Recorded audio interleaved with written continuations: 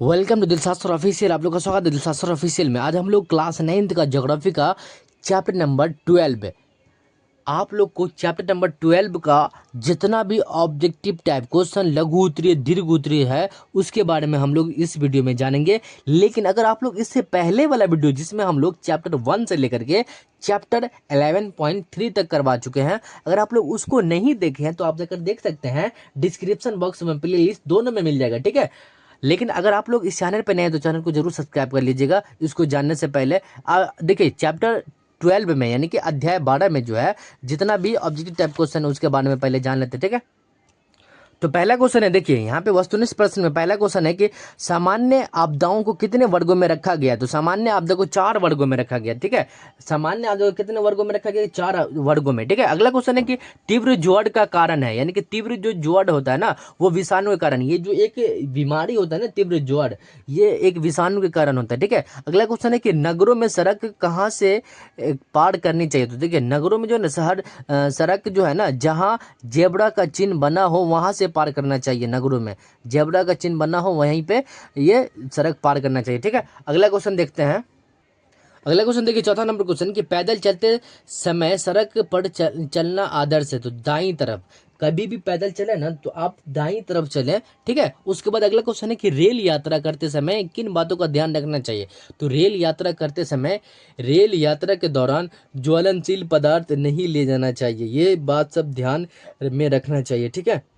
उसके बाद ये था ऑब्जेक्टिव टाइप क्वेश्चन यानी कि वस्तुनिष्ठ प्रश्न। अब हम लोग दीर्घ लघु उत्तरीय प्रश्न के बारे में जानेंगे, उसके बाद दीर्घ उत्तरीय। तो देखिए लघु उत्तरीय का पहला क्वेश्चन है कि हवाई यात्रा करते समय सुरक्षा के कौन से नियम ध्यान में रखना चाहिए। तो देखिए हवाई यात्रा करते समय आपको सुरक्षा के कौन से नियम ध्यान में रखना चाहिए। तो इस तरह से आप लोग इसका आंसर लिख सकते हैं।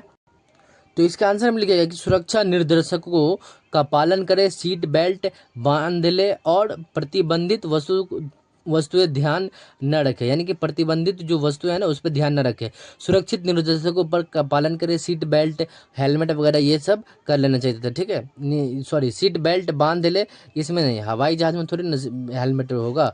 और प्रतिबंध वस्तुएं साथ में ना रखें, ठीक है।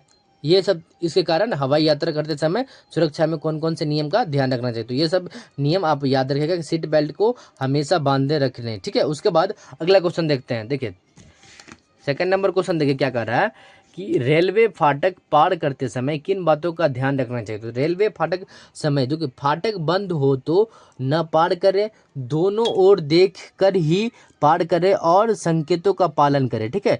ये कहने का अर्थ है कि जब रेलवे फाटक जो बंद रहता है ना तो आप ना पार करें, रेल को जाने दें उसके बाद पार करें, ठीक है। ये सबसे अच्छा संकेत है, ठीक है। तो यहाँ पे फाटक बंद हो तो न पार करें, दोनों ओर देख कर पार करें, ठीक है, कि आगे पीछे उधर से आ रहा है या इधर से आ रहा है, ठीक है। इस तरह से आप लोग लिख सकते हैं। उसके बाद थर्ड नंबर क्वेश्चन के बारे में देखते हैं। देखिए तीसरा नंबर क्वेश्चन कह रहा है कि सड़क यात्रा के दौरान किन महत्वपूर्ण बातों का ध्यान रखना चाहिए। तो सड़क यात्रा के दौरान जो है यातायात का नियम पालन करें, हेलमेट सीट बेल्ट पहने और तेज गति से बचे, यानी कि तेज वाहन का जो गति है ना उससे बचे।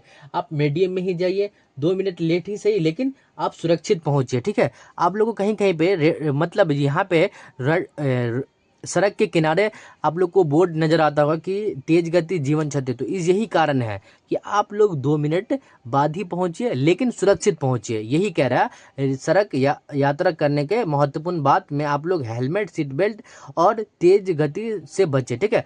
अगला क्वेश्चन है कि आग से उत्पन्न आपदा क्या है। तो आग से उत्पन्न आपदा, तो आग लगने से होने वाली जान माल की हानि को आग से उत्पन्न आपदा कहते हैं, ठीक है। आग से जो लगने वाली जो भी जान माल की हानि होता है ना उसी को आग से उत्पन्न आपदा कहते हैं, ठीक है। अगला क्वेश्चन देखते हैं। पांचवा नंबर क्वेश्चन देखते हैं कि सांप्रदायिक दंगे से बचाव के लिए किन्हीं 3 उपाय का वर्णन करें। देखिए तो सांप्रदायिक दंगे का जो है ना उससे बचाव के लिए जो है ना अफवाहों पर विश्वास न करें, शांति बनाए रखे, प्रशासन के निर्देशों का पालन करें। ये पहला है कि अफवाहों के विश्वास पर न रखें, यानी कि अफवाह पर विश्वास न रखें, शांति बनाए रखने। दूसरा और प्रशासन के निर्देशों का पालन करें, ठीक है। उसके बाद छठा नंबर क्वेश्चन देखिए कि आतंकवादी आपदाओं से बचाव के किन्हीं 3 उपायों का वर्णन करें। तो देखिए आतंकवादी जो है ना संगीत वस्तु या वस्तु की सूचना पुलिस को दे दे। ये जो है संगीत वस्तु होता है ना सूंघने वाला ये वगैरह, ठीक है। उसके बाद भीड़ भाड़ वाले स्थान पर सतर्क रहे तथा सुरक्षित रहे। ये सब आपदा जो है ना आतंकवादी कहने का अर्थ है कि जहाँ पे भीड़ भाड़ ज़्यादा रहता है तो वहाँ पे सुरक्षित रहा करें, ताकि आप जो है ना आतंकवादी से बचाव कर सकें। क्योंकि जाहिर सी बात है ये लोग जो है ना भीड़ भाड़ जगह पे, सन्नाटा जगह पे ही ये हमला करता है, ठीक है। तो आतंकवादी से बचाव के लिए यही उपाय है। तो आप लोग यहाँ से जितना भी लघु उत्तरीय का 6 क्वेश्चन था सभी का आंसर के बारे में जान लिए। अब हम लोग दीर्घ उत्तरीय प्रश्न के बारे में जानेंगे, ठीक है। अब देखिए दीर्घ उत्तरीय प्रश्न में पहला क्वेश्चन है कि आग से उत्पन्न आपदा के अंतर्गत आग लगने के कारण तथा रोकथाम के उपाय का विस्तृत वर्णन करें। तो आपको इसका स्क्रीन पर आंसर नजर आ रहा होगा, आप लोग इसका स्क्रीनशॉट भी लिख सकते हैं ताकि आप अपनी नोटबुक फेयर में लिख सकते हैं, ठीक है। दूसरा नंबर क्वेश्चन है कि आतंकवाद क्या है, आतंकवादी आपदा से बचाव के उपाय का विस्तृत वर्णन करें। ये क्वेश्चन इंपॉर्टेंट है, इसलिए ये क्वेश्चन को आप एक मरतबा जरूर देख लीजिएगा ताकि आपका एग्जाम में ये क्वेश्चन आए तो आप पूरे अच्छे से बना सके, ठीक है। तो आतंकवाद क्या है इसका आंसर आपको जो है ना स्क्रीन पर नजर आ रहा होगा, आप लोग इसका स्क्रीनशॉट भी ले सकते हैं, आप नोटबुक में फेयर में लिख सकते हैं, ठीक है। अगला क्वेश्चन देखिए विद्यालय स्तरीय आपदा प्रबंधन की जानकारी का वर्णन करें। ये जो विद्यालय स्तरीय आपदा जो है ना इसके बारे में आप लोग जानकारी प्राप्त करें। तो इस तरह से आप लोग को स्क्रीन पर नजर आ रहा होगा, आप लोग इसका लिख सकते हैं, स्क्रीनशॉट भी ले सकते हैं, अपने नोटबुक फेयर में लिख सकते हैं, ठीक है। अगला क्वेश्चन है देखिए चौथा नंबर क्वेश्चन और लास्ट क्वेश्चन है कि लघु स्तरीय आपदाओं के कारण एवं उनसे बचाव के तरीकों का विस्तृत वर्णन करें। ये भी क्वेश्चन इंपॉर्टेंट है, आप लोग इसका स्क्रीन पे नजर आ रहा होगा इसका आंसर, आप लोग यहाँ से स्क्रीनशॉट भी ले सकते हैं, अपने फेयर नोटबुक में लिख सकते हैं। तो इस तरह से हम लोग चैप्टर नंबर 12 का जितना भी ऑब्जेक्टिव टाइप क्वेश्चन यानी वस्तुनिष्ठ प्रश्न, दीर्घ उत्तरीय, लघु उत्तरीय जितना भी था सभी के बारे में हम लोग जान लिए। तो मुझे उम्मीद है कि आप लोगों को ये वीडियो अच्छा लगा, और अच्छा लगा तो जरूर लाइक कीजिएगा और चैनल पर नहीं तो चैनल को जरूर सब्सक्राइब कर लीजिएगा। मिलता है नेक्स्ट वीडियो में, तब तक के लिए जय हिंद जय भारत।